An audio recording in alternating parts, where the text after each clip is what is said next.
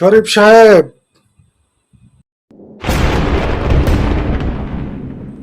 Office শুরু সকাল 10টায়, এখন বাজে 10:30।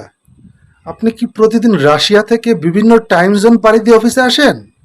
প্রতিদিন লেট কেন হয় আপনার? কি যে বলেন স্যার, রাশিয়া থেকে আসবো কেন? আমার বাড়ি তো বসিলা, আমি তো বসিলা থেকে আসি। হয়েছে কি স্যার, আজ রাস্তায় অনেক জ্যাম ছিল।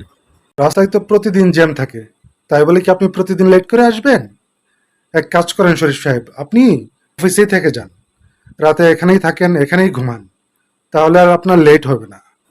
কি বলেন স্যার, বাসায় আমার বউ আছে, বাচ্চাটা আমার জন্য অপেক্ষা করে, আমি রাতে অফিসে থাকবো কেন? হ্যাঁ, চাকরি বাঁচাতে হলে আপনাকে তাই করতে হবে।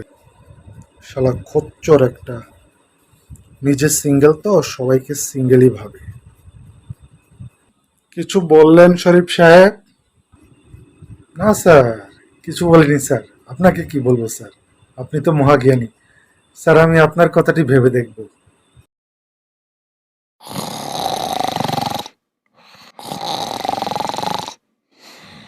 শরীফ সাহেব, আপনি সত্যি সত্যি অফিসে ঘুমাচ্ছেন?